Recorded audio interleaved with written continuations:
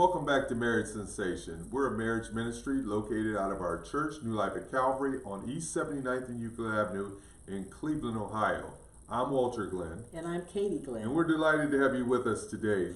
Today we're going to talk about making your marriage last, getting through to the end together. So we're going to talk about having this long-lasting, vibrant marriage.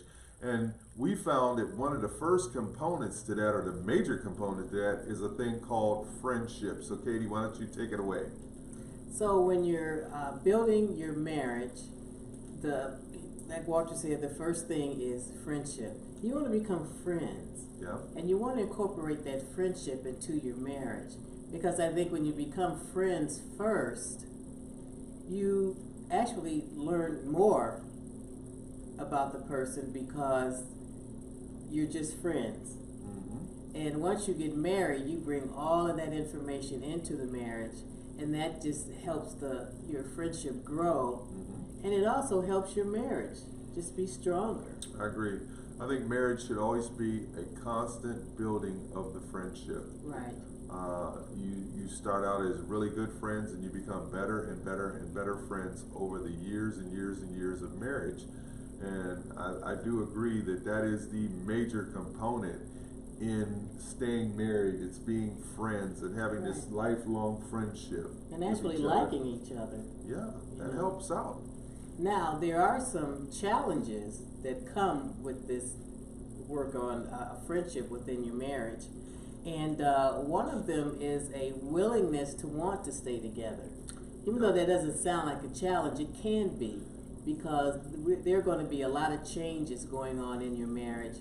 You're going to change personally, your spouse is going to change, and so that desire to want to stay together, you need to work at it. You need to be very intentional about it. I think the mere fact that we are selfish individuals, that weighs in heavily with the desire to want to make your marriage work. Mm-hmm. The selfishness in marriage says that I want things to work for me, and when they don't work for me, then hey, this marriage is a problem. It's disposable, and I'll make changes. I'll go and get a divorce and marry somebody else.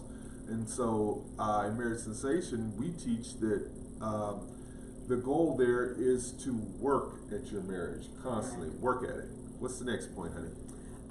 Another area, a challenging area, is choosing the wrong associations in your life. That's a big one. There could be friends that are really not rooting for you.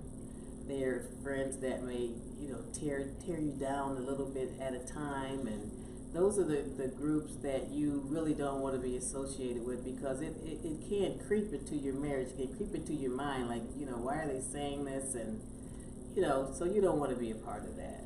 Yeah, I think bad association corrupts. That's what the scripture says. Anytime you get folks that say stuff like, oh, you got to check in, or, oh, you're on a curfew now, huh? Those are things that, tend to undermine the marriage. They tend to sort of cast doubt, and it doesn't necessarily have to be friendships or friends that'll do that. It could be relatives. It could be anybody that has their own best interests at mind. They have their own motivation at mind. So we got to watch out for that. Bad association can really hurt in marriage. So keep positive associations. Another area is life after kids. But I've heard there is no life after kids. Well, we know we've had life after kids. So. Right. They suck everything out of you, but that's why they're here. Well, the life after kids is the fact that we've got to constantly cultivate a relationship while we have kids. I mean, it's a time that while we have children, but we've still got to work on our relationship. We can't neglect the relationship because we have kids. And I know we only have so much energy in a day. All of us only have so much energy, and I know that was an issue for us when we had young kids because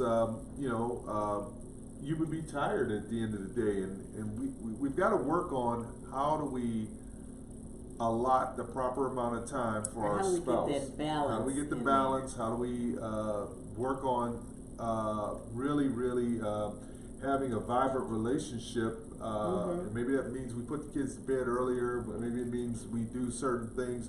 Maybe we have grandma, grandpa babysit more. Right. You know, there are numerous ways to sort of keep your relationship alive while we have kids, while we have children, because it's a stressful time, but it's also a time of opportunity in our marriages. Another challenge is that we have to try to avoid the drift.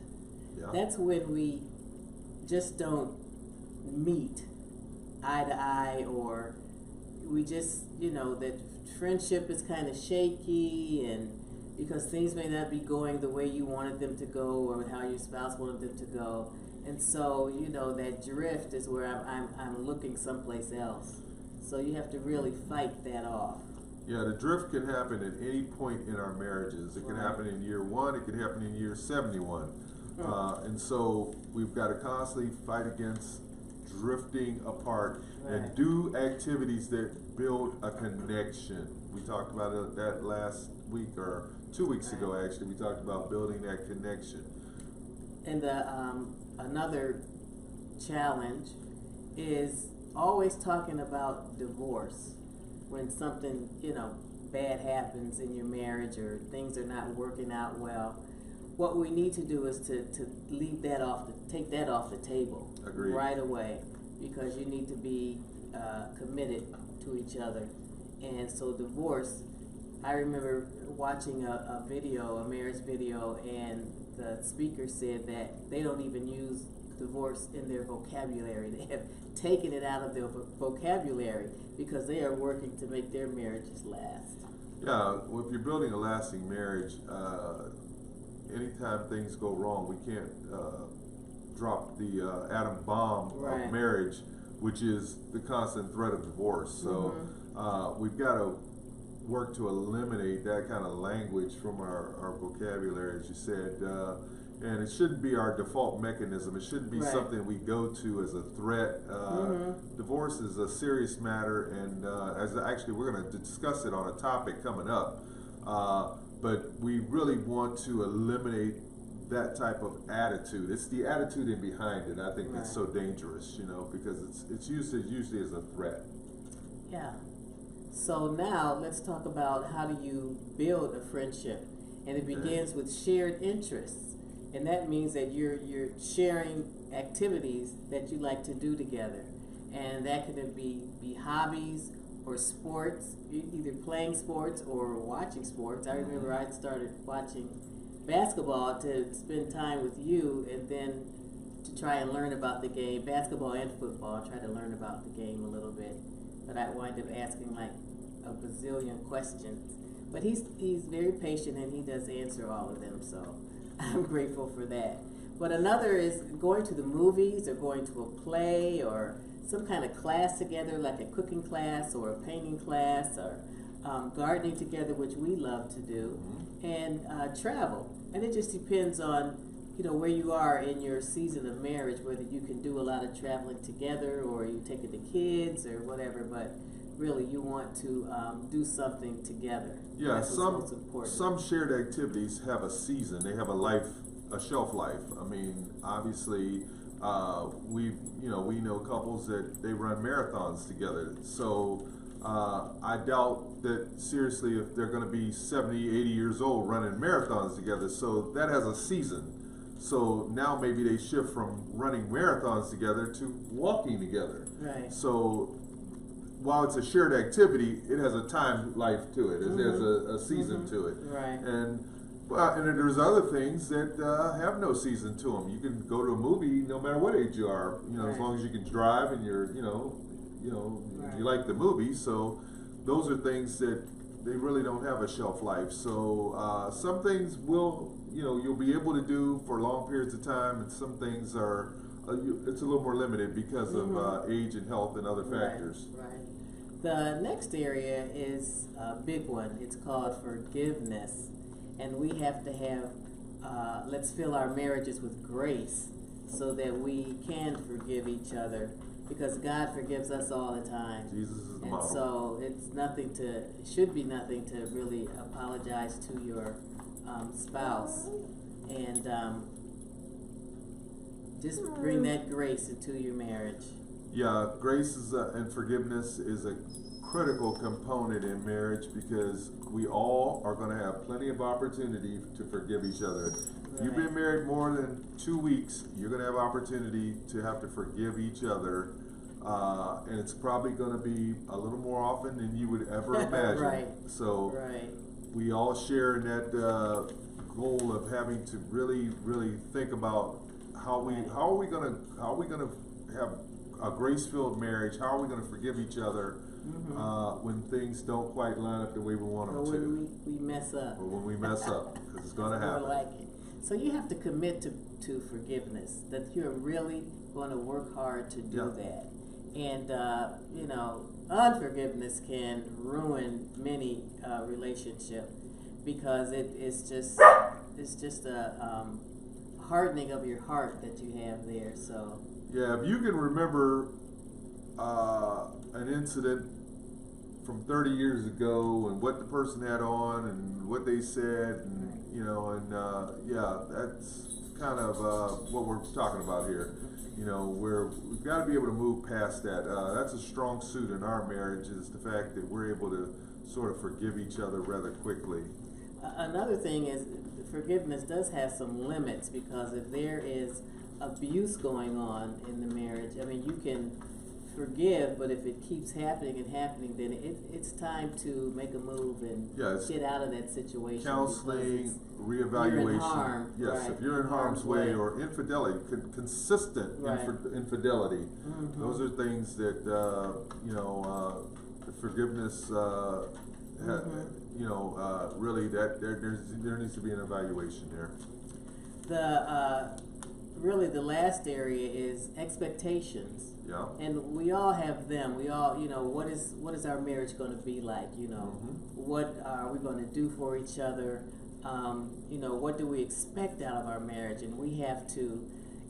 You're going to always be defining and managing expectations as you age, because your situation is going to change. They're going to change. They're going to change. I mean, your kids are going to be gone, and then it'll just be the two of you. And what do we expect of our marriage now that our kids are gone? What are we going to do? It's like sometimes you have to learn each other all over again, because you focus so much on your children, or maybe your job, or just your life. You lose touch with your spouse. And one thing that we require in Marriage Sensation is that you have a date night. Yeah. And then you come back and report to the group, what you did, so that maybe give somebody else an idea of a date night. Well, expectations are going to change because of our age. I mean, we don't probably have the same financial expectations when we're 30 as when we're 70 or 80. We don't have the same emotional expectations, even physical expectations. So they're going to change as we build more and more years into our marriage. That's just the reality of it. Certain things are going to change, and we have to make the decision. And I think this is interesting in marriage, how we make that decision. What do we do now, and what do we do setting up our later years? And by that I mean, okay, because there's certain things that you have to do now, or in your health years, that you may not be able to do later. I mean, so you want to make that determination as a couple. What are some of the things that are really important to do when we're in our 30s, when we're in our 40s, when we're in our 50s, even 60s or 70s, that we're not going to be able to do when we're 90 together? So we got to make that decision. What's the now, and then what's the later? Because we've got to manage both. We can't get to the end of it and be broke and have no money. So we've got to manage our finances. We've got to manage a lot of things for now and later. Absolutely. So we'll wrap this up with some final thoughts. And one that is, the goal in marriage should be about us and not about we. I mean, us and not about me.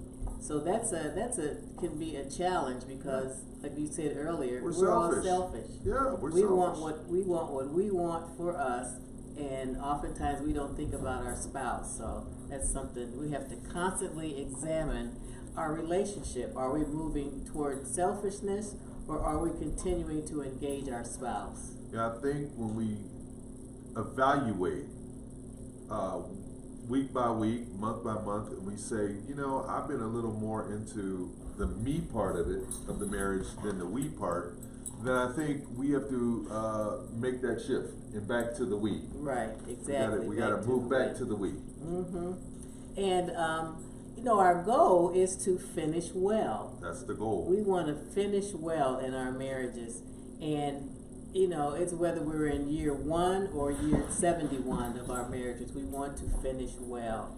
And in marriage, after a while, you develop a rhythm, and we have to keep dancing together to the beat of the music. To the beat of that rhythm. Yeah. So that we can end well. Yeah, it's what we call in marriage legacy. We want to build a legacy. We want to be that older couple that walks through the mall and everybody says, boy, I wonder how they got to this place where they got to. And, you know, I always wonder that when I see an older couple, what was their journey? I mean, I'm sure there were highs and lows, but what did their journey look like? Because through it all, they're still in it together. Amen. They wanted to finish. They made the decision that they wanted to finish well. We implore you, whether you're, Katie said, whether you're year 1 or you're year 71, the goal is to always be building towards that finish line because it gets there sooner than we think. Right, it does. So, with that said, we want to thank you for joining us on the broadcast. And as always, we want your marriage to be sensational.